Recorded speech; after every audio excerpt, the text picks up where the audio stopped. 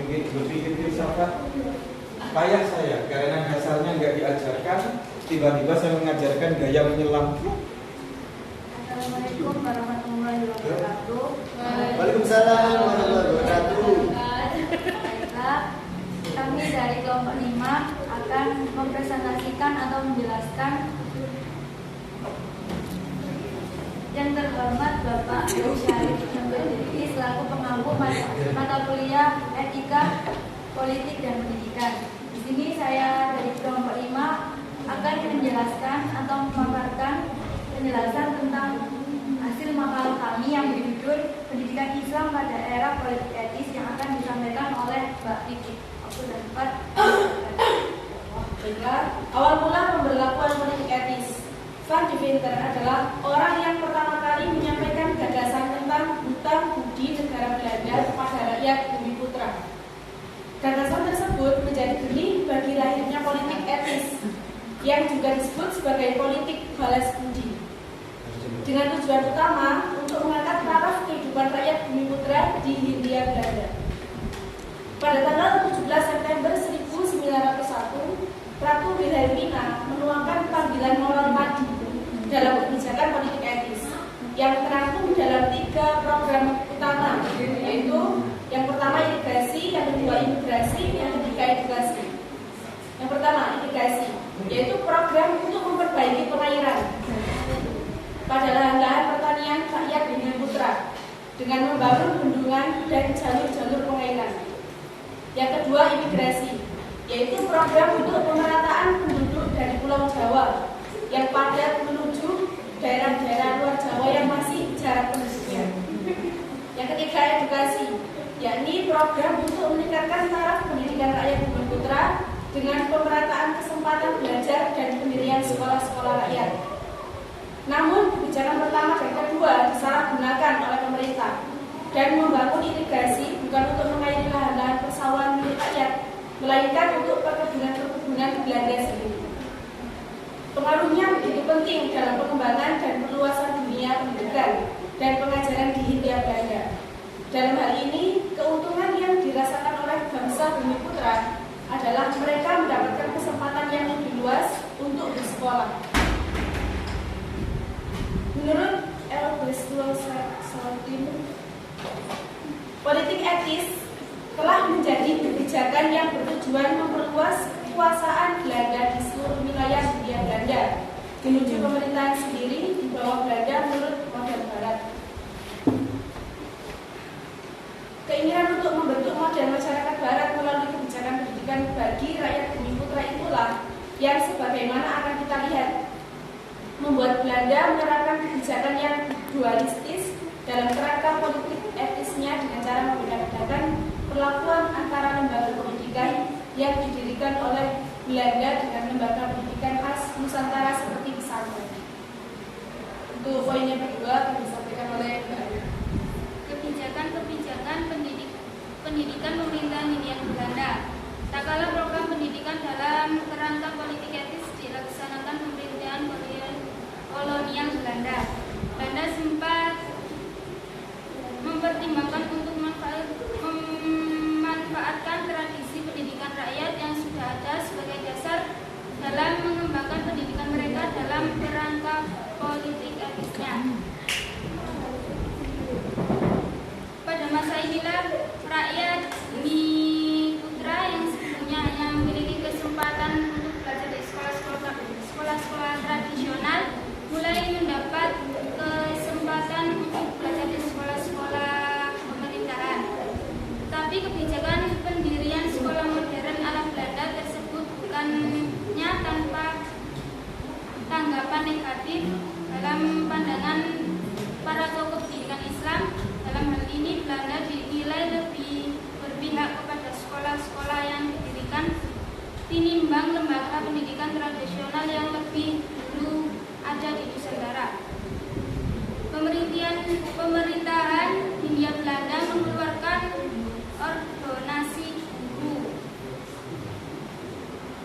ordonasi guru pada tahun 1905 dinilai oleh umat Islam sebagai perwujudan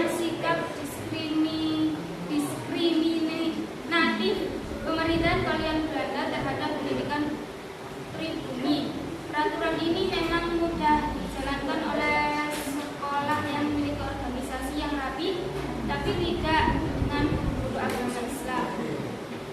20 tahun sesudahnya kebijakan itu disusun dengan kebijakan ordonasi guru kedua yang dikeluarkan pada tahun 1925.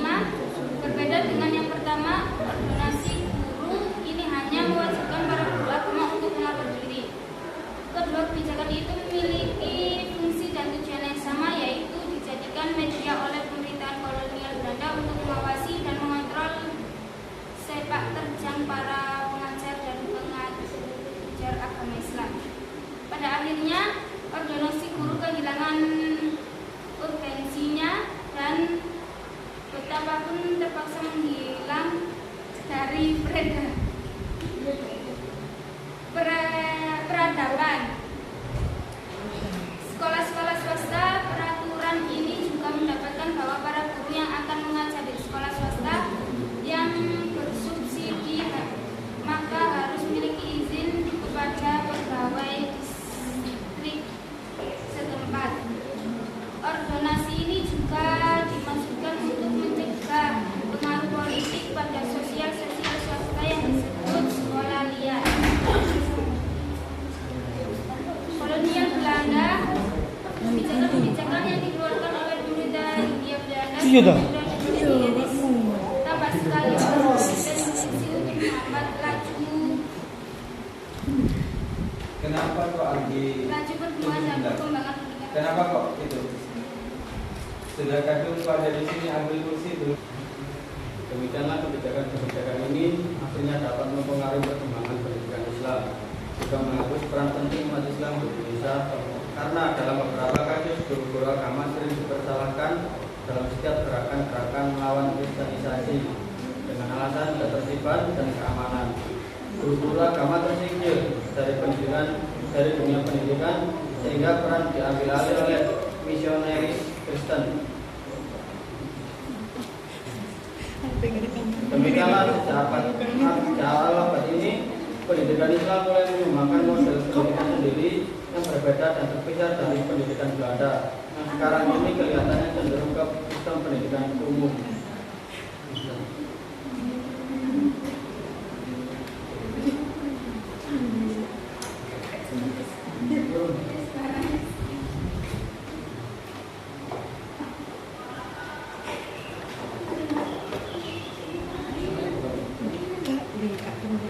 Baik, yang kesimpulan dari makalah kami ialah awal mula pemberlakuan politik etis yakni Van der Bellen adalah orang yang pertama kali menyampaikan gagasan tentang hutang budi negara Belanda kepada rakyat Bumi Putra. Di depan parlemen Belanda, ia mengusul cara untuk membahas jasa bangsa Indonesia yang banyak mengeluarkan tenaga demi bangsa Belanda. Van der Bellen menegaskan bahwa negara Belanda telah berhutang budi kepada bangsa Indonesia dan hutang budi itu harus dibayar. Yang kedua, kebijakan pendidikan pemerintahan Hindia Belanda. Umat Islam seperti membiarkan pemberlakuan kebijakan yang memasang guru agama itu. Atas fenomena ini diberlakukan penelitian lebih lanjut untuk menjelaskan sikap diam umat Islam yang melindungi pemberlakuan peraturan tersebut. Yang ketiga, yakni mengaruh kebijakan etis terhadap pendidikan Islam. Kebijakan ini akhirnya dapat mempengaruhi perkembangan pendidikan Islam, juga menghapus peran penting umat Islam di Indonesia, karena dalam beberapa kasus guru-guru agama sering dipersalahkan dalam setiap gerakan-gerakan melawan kristenisasi dengan alasan ketertiban dan keamanan. Guru-guru agama tersingkir dari dunia pendidikan sehingga peran diambil alih oleh misionaris Kristen. Berikut penjelasan atau penjabaran tentang pendidikan Islam di era politik etis. Bila ada pertanyaan dari teman-teman, monggo. Soal.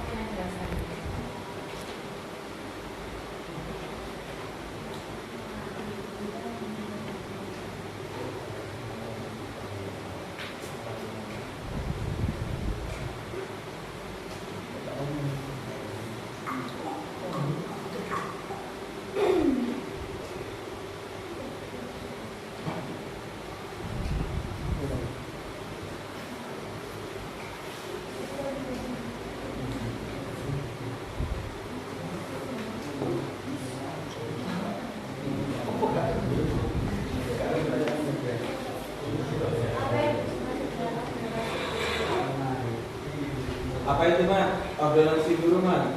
Anggi. Ini Pak.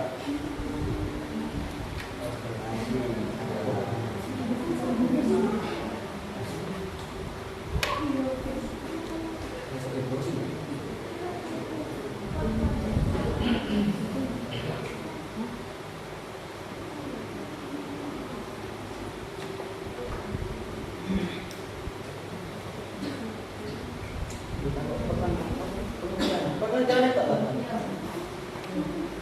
Pengertian ordonansi dulu. Iya lah. Ordonansi ini kelompok ordonansi. Kata sederhana nih. Kan langsung boleh itu kan kebijakan ya yang dikeluarkan oleh pemerintah Belanda. Cuma kan itu kan ya kebijakan itu aku nggak paham apa sih ordonansi.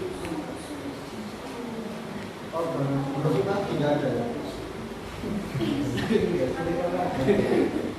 Kan itu tadi nanti kan surat dari Brosi. Ordonansi. Oh, iya kebijakan memang Pak. Enggak sekarang. Iya. Nah, jeneng Brosi mana ordonansi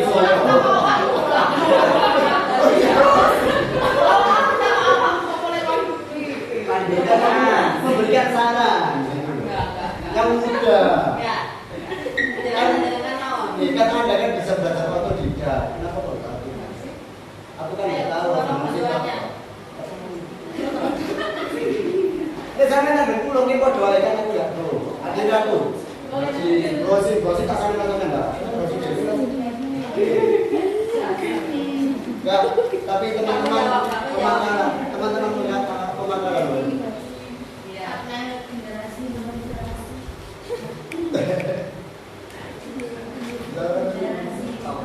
Generasi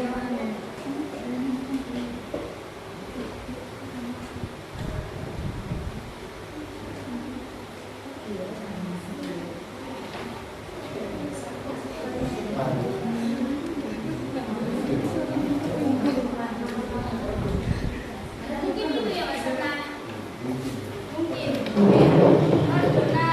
ordonansi itu mungkin ancaman kayak bagi guru-guru untuk mengawasi guru gitu. Oh, ancaman. Teknik ancaman.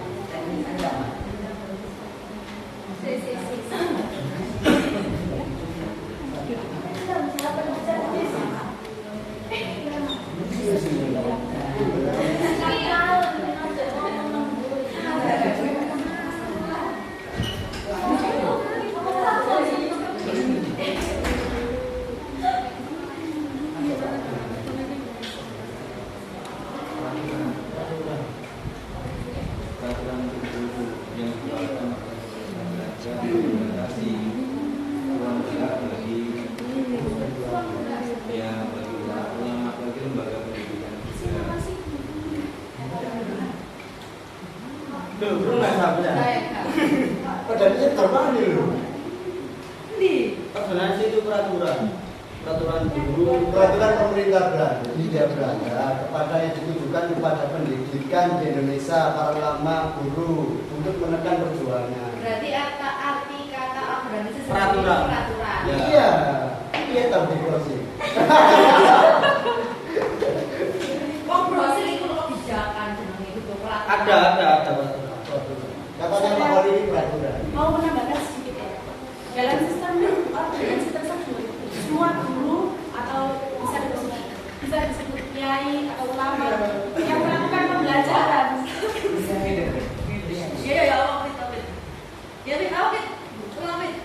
Dalam sistem ordonansi tersebut, semua guru kayak kiai, ulama dan lain-lain yang melakukan pembelajaran itu harus izin terlebih dahulu.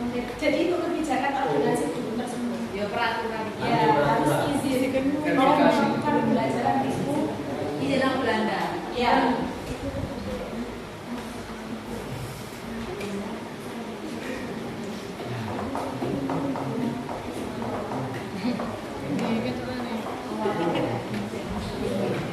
Saya dipahami bahasa Inggris. Ya. Ya sekarang kita apa? Ya aku sama browsing Mbak.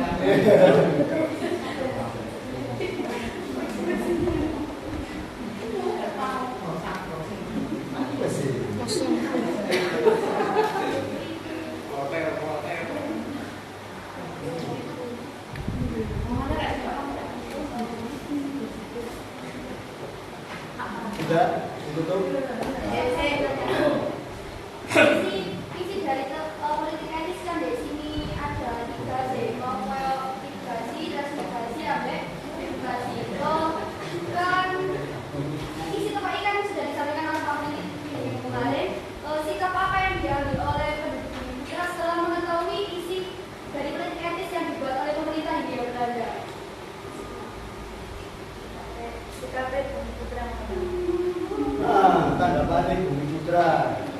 jadi bukan peraturan itu tadi ya. Oh, tidak bisa.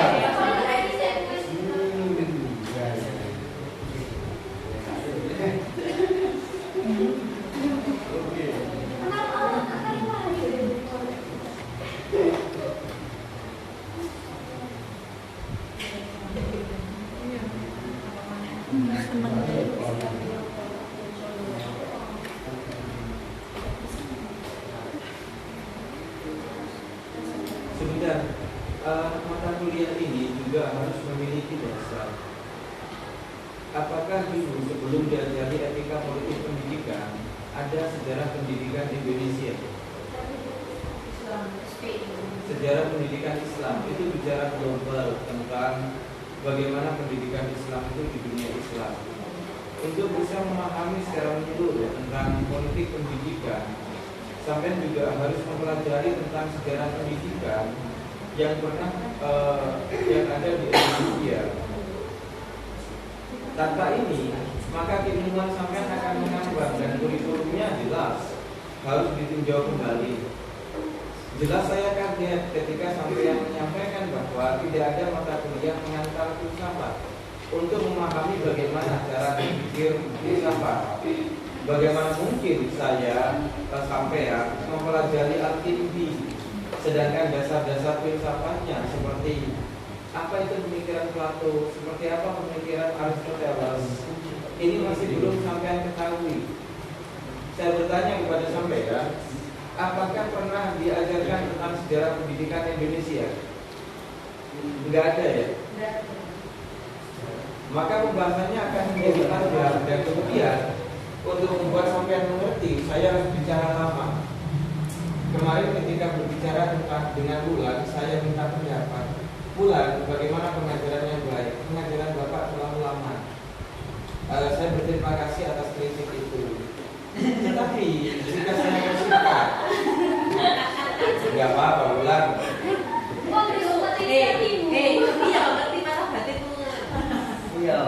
Saya mensyukuri itu. Tetapi jika saya berpendek, yakinlah sampai tak mendapat apa-apa. Kayak tadi ya tentang filsafat, apa yang sampean dapat? Enggak. Dasar-dasarnya belum kayak ini. Lah saya harus bicara singkat langsung ke pemikiran Al-Kindi. Cara berenang memakai ban belum pernah diajarkan. Tiba-tiba saya memerintahkanmu untuk berenang memakai daya punggung. Ya kenapa sampai ya? Nah sekarang kita berbicara tentang masih untung bahwasannya etika politik pendidikan itu berbicara tentang sejarah. Jadi tidak akan seberapa kesulitan. Dalam hal ini terkait pertanyaannya Sabna, saya akan menjelaskan secara ringkas apa yang ditanyakan oleh Sabna tentang ordonansi. Pada masa pemerintahan Hindia Belanda itu ada banyak peraturan yang dikeluarkan oleh pemerintah penjajah, oleh pemerintah pendudukan, yaitu pemerintah Belanda, untuk membatasi ruang gerak para guru. Apa misalnya? Yang pertama, ordonansi pertama yang mensyaratkan setiap guru itu harus mendapat izin dari bupati setempat. Bayangkan, sampai ngajar loh nanti pesantren, sampai ngajarin ke pesantren, tetapi izinnya bukan dari kiai, kiainya pun harus izin dari bupati. Apa manfaatnya? Belanda jelas ingin mengontrol kiai siapa saja yang mengajar, karena mengajar itu memiliki dimensi politik yang luar biasa mencekam. Artinya di dalam kelas saya bisa mengajarkan kepada sampean ide-ide pemberontakan, ya kan? Dan Belanda takut pada hal itu. Maka Belanda mengeluarkan aturan-aturan melalui kebijakannya. Yang pertama, setiap pengajar harus izin pada bupati pada tahun 1905. Kemudian setiap muridnya itu harus didaftar. Karena dulu di pengajaran pesantren itu muridnya tidak tetap. Tidak ada catatan tentang siapa nama muridnya, apalagi memiliki NIM. Kalau NIM dia yang pesantren. Sampai sekarang pun di pesantren salah itu tidak memiliki NIM, ya kan? Lebih kacau lagi, lebih tak teratur lagi pada masa pemerintahan VOC. murid-murid yang datang itu ya sakarpe. Mereka bulan ini mau ngaji sebulan, kalau bulan depan tidak masuk, bulan depannya lagi masuk. Jadi Belanda tidak dapat mendata kira-kira siapa yang pernah diajari oleh kiai ini. Maka pemerintah Hindia Belanda mengeluarkan aturan bahwa setiap pengajar, termasuk kiainya, tak peduli, kiai pun diwajibkan untuk melapor kepada bupati bahwa dia mengajar, apalagi ustadznya. Kemudian pada tahun 1925 Belanda mengeluarkan aturan lagi bahwasanya setiap pengajar itu tiap minggu itu harus lapor, harus melaporkan kepada bupati, termasuk apa yang dia ajarkan harus lapor.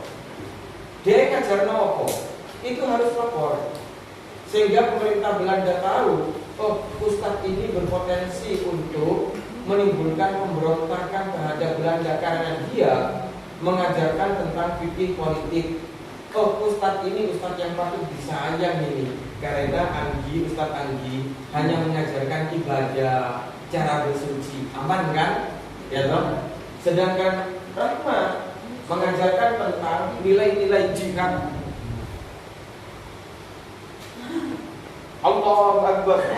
Ini dianggap bahaya. Pemerintah Belanda mengadakan kontrol seperti ini, dan itu sampai sekarang berlaku. Aneh, ya kan? Bahwasanya fikih sampeyan adalah fikih yang kebanyakan toharoh, ibadah, kemudian muamalah, iya kan ini?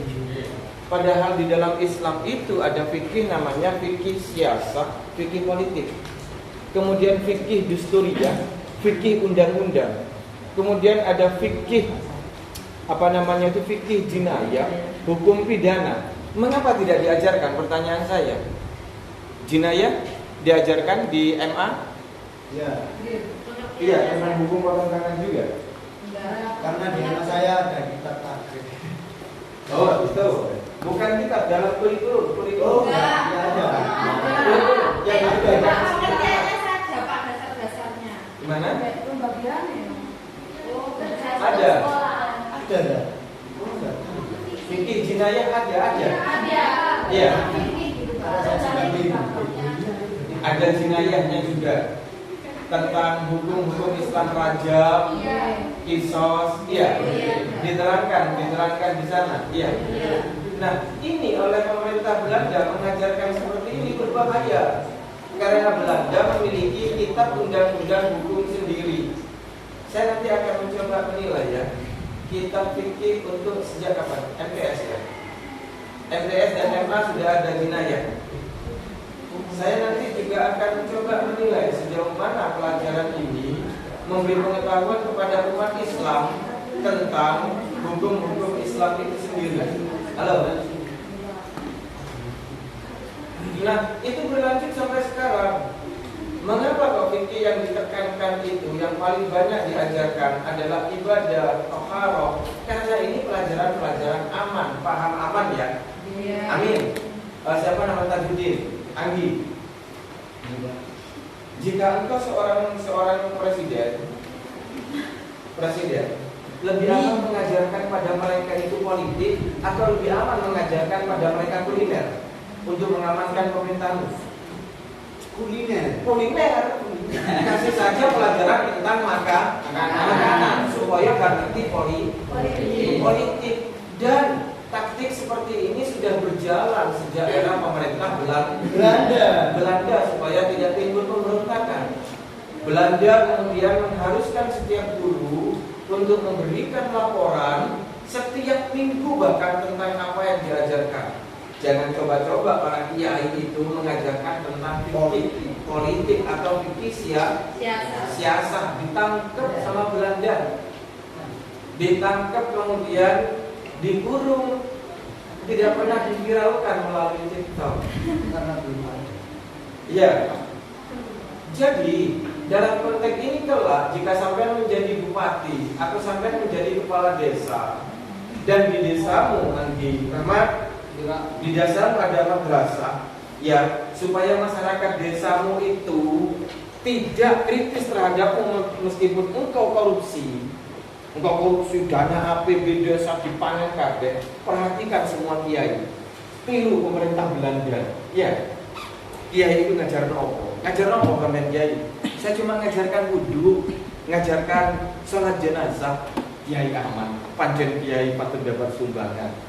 Nah, tapi ini orang nang desa iki ustaz ngajarno Fadhul Muin bab jinayah, bahaya ini. Sebab ia mengajarkan tentang undang-undang hukum pidana, bukan bisa-iso untuk api diusulkan supaya dipotong tanganku ini. Nek ketahuan lagi ini korupsi. Ajarkan pada masyarakat desamu Islam lunak. Ngerti Islam lunak ya? Maafkan jika ada orang yang bersalah, ya. Bermurah hatilah engkau. Sudah cukup. Sudah cukup.